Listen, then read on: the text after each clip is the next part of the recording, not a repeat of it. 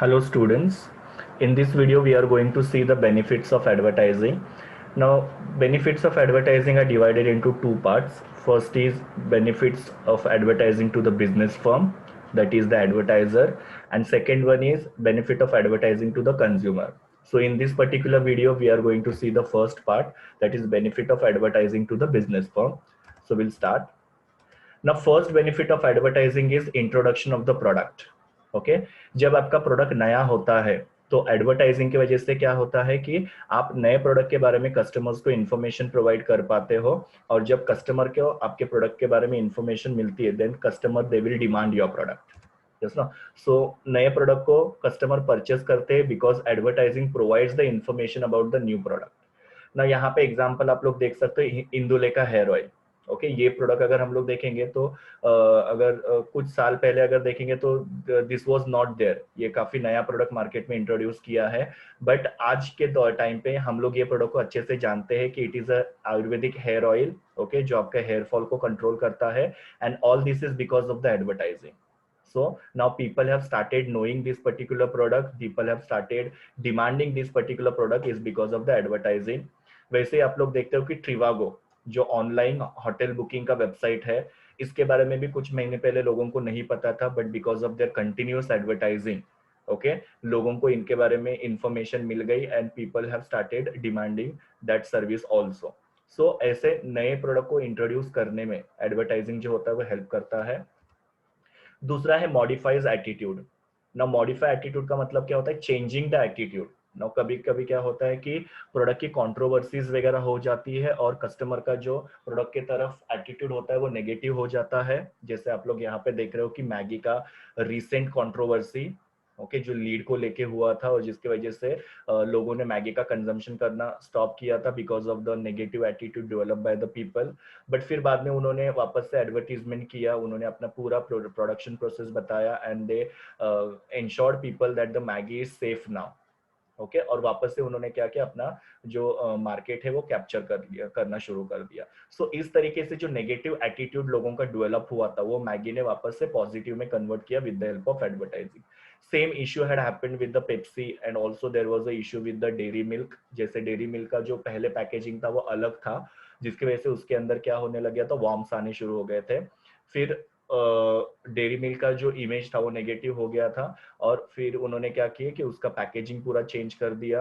Mister Amitabh Bachchan को as a brand ambassador use करके उन्होंने वापस से जो मैगी की नेगेटिव एटीट्यूड डेवलप हो चुकी थी उसको पॉजिटिव में कन्वर्ट किया, और आज आप देख रहे हो कि मैगी हो या डेयरी मिल्क वगैरह हो, ये सब का काफी ज्यादा अच्छा एटीट्यूड लोगों का डेवलप हो चुका है and people are buying this product nowadays also. दूसरा होता है कि जब कभी नया प्रोडक्ट मार्केट में आता है तो लोगों का एटीट्यूड जो होता है न्यूट्रल होता है। जैसे मैंने आपको अभी थोड़ी देर पहले ट्रिवागो का एग्जांपल वगैरह दिया कि people are confuse whether to buy that product और नॉट, तो वो कंफ्यूजन को हम लोग बोलते हैं न्यूट्रल। तो एडवर्टाइजिंग करके आप लोग क्या कर सकते हो, ये न्यूट्रल एटीट्यूड को भी पॉजिटिव में कन्वर्ट कर सकते हो, जिससे लोग क्या करते हैं, आपके नए प्रोडक्ट के लिए डिमांड करते हैं। ओके, सो एडवर्टाइजिंग जो है वो आपके कस्टमर जो है उनके नेगेटिव एटीट्यूड को भी पॉजिटिव में कन्वर्ट करता है, प्लस न्यूट्रल एटीट्यूड जो नए प्रोडक्ट के तरफ होता है उसको भी ये लोग क्या करते हैं, पॉजिटिव इन एटीट्यूड में डेवलप करते हैं। Next one is brand image. Okay, now brand image is nothing but the image of the product in the mind of the customers. आप लोग क्या करते हो, कस्टमर के माइंड में एक प्रोडक्ट की इमेज क्रिएट करते हो। जैसे मैंने यहाँ पे एग्जांपल्स भी दिए हुए हैं कि हेड एंड शोल्डर, इसका इमेज कैसा है, गेट रीड ऑफ डैंड्रफ। तो जैसे ही डैंड्रफ की बात आती है तो पहला शैम्पू हमारे दिमाग में आता है हेड एंड शोल्डर, या जब बाथरूम क्लीनर की बात करते हैं तो पहला नाम दिमाग में आता है हार्पिक। सो कस्टमर के माइंड में आप लोग क्या कर रहे हो, एडवर्टाइजिंग के थ्रू इस तरीके से ब्रांड की इमेज क्रिएट कर रहे हो कि भाई बाथरूम साफ करना है तो I need to purchase the Harpic, if I want to get the rid of dandruff I should buy Head and Shoulder. Okay, वैसे अगर मुझे अच्छी handwriting, dark handwriting चाहिए तो मुझे अप्सरा पेंसिल यूज करनी चाहिए, या मुझे कोने कोने में हवा, ऐसा उषा फैन ने अपना एक इमेज क्रिएट किया हुआ है। तो ये सारी जो इन्होंने इमेज क्रिएट की है, it is because of the advertising. People have started knowing these brands because of the advertising. So advertising की वजह से लोग आपके ब्रांड को जानते हैं, और इसके पीछे आपका पर्पस ये है कि वो ब्रांड का सेल्स बढ़े। ओके, तो सेल्स बढ़ने के लिए आप लोग ब्रांड इमेज क्रिएट करते हो, जिसके लिए आप एडवर्टाइजिंग की हेल्प लेते हो। Then brand loyalty.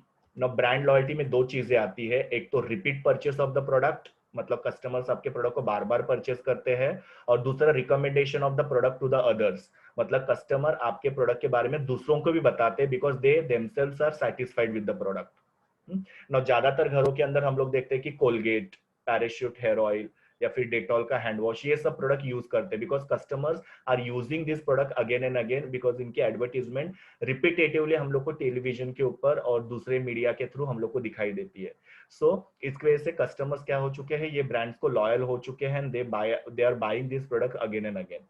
ओके, और फिर बाद में क्या होता है कि कुछ प्रोडक्ट ऐसे होते हैं कि जो हम लोग खुद भी परचेस करते हैं और दूसरों को भी रिकमेंड करते हैं कि ये प्रोडक्ट काफी अच्छा है करके। सो एडवर्टाइजिंग आपका ब्रांड इमेज क्रिएट करता है और ब्रांड लॉयल्टी, मतलब ब्रांड की तरफ ईमानदारी भी डेवलप करने में हेल्प करता है। नेक्स्ट वाला है expansion of market. Now expansion of market का मतलब क्या होता है कि एडवर्टाइजिंग की वजह से आपके प्रोडक्ट की डिमांड बढ़ जाती है, और डिमांड बढ़ने की वजह से आप क्या करते हो, आपके बिजनेस को लोकल लेवल से रीजनल लेवल और रीजनल से नेशनल और नेशनल से इंटरनेशनल लेवल पे लेके जा सकते हो। So advertising is very essential to increase the demand of product, which in turn helps you to expand in the market of your business।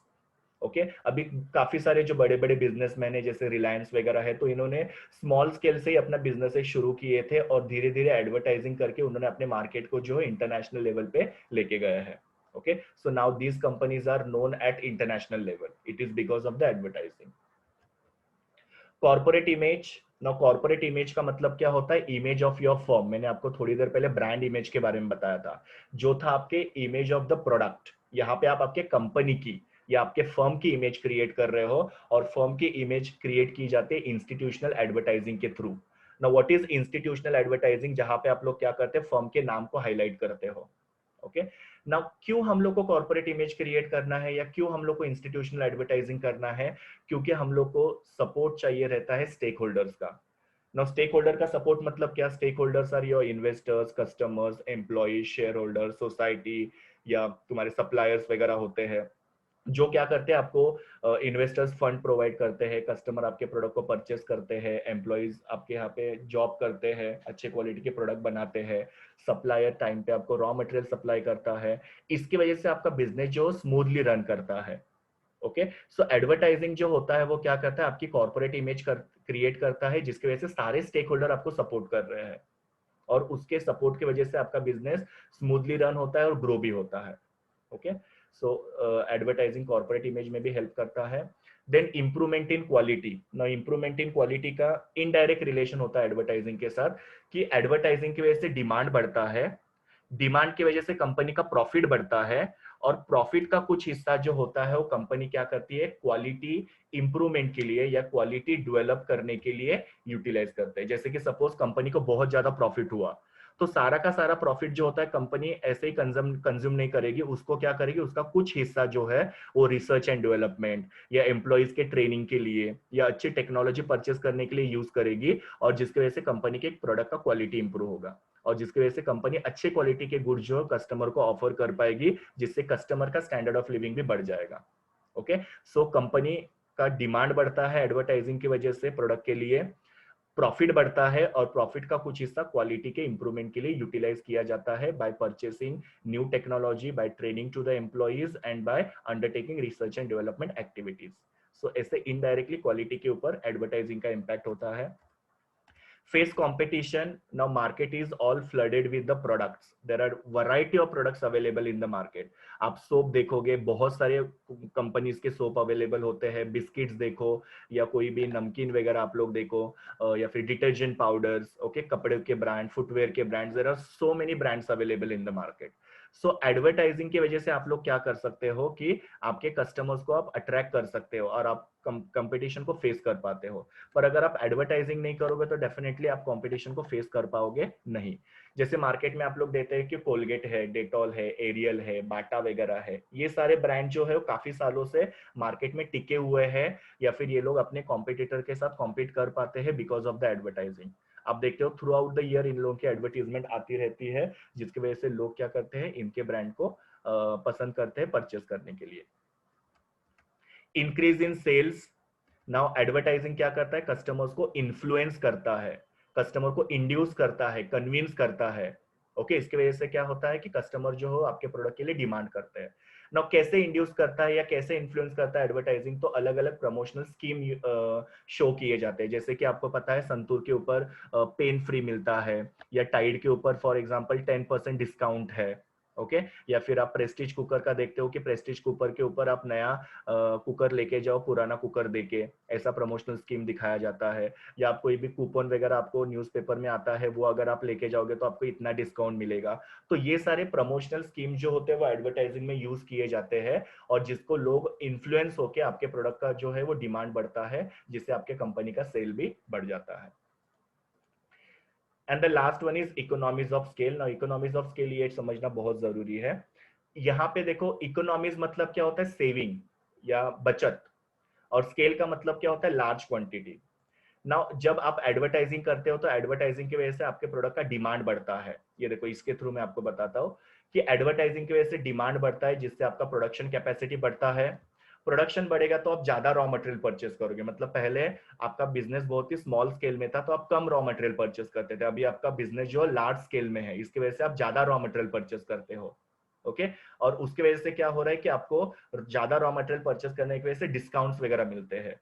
जैसे कि पहले आप सिर्फ 100 यूनिट परचेस करते थे, सपोज आपको 40 रुपए में पड़ता था, अभी आप 1000 यूनिट परचेस करते हो, तो आपको अभी वो रॉ मटेरियल कितने में मिलता है, 30 रुपए में। तो पर ये यूनिट जो है आपका 10 रुपया बच रहा है, तो 1000 के ऊपर आपका कितना बचेगा, 10,000 रुपीज। Yes no. तो it is because of the advertising, कि एडवर्टाइजिंग ने डिमांड बढ़ाया, डिमांड की वजह से आपने ज्यादा रॉ मटेरियल परचेस किया, और जिसकी वजह से आपको डिस्काउंट मिल गया, उसको बोलते हैं इकोनॉमीज ऑफ स्केल।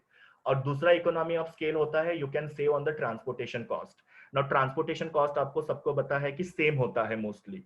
जैसे अगर सपोज आपको गुड्स को गुजरात से मुंबई लेके जाना है, तो सपोज उसका 5000 रुपीज होगा, भले आप उसके अंदर 100 यूनिट रखो या 1000 यूनिट रखो। पर अभी क्या हो रहा है, एडवर्टाइजिंग की वजह से आपका बिजनेस ग्रो कर रहा है, डिमांड बढ़ रही है। तो पहले आप 100 यूनिट को लेके जाते थे, अभी आप 1000 यूनिट को उस ट्रक में से लेके जा रहे हो, तो आपका ट्रांसपोर्टेशन कॉस्ट क्या हो रहा है, जितना है उतना ही रह रहा है, आपको एक्स्ट्रा कुछ भी नहीं देना पड़ रहा है।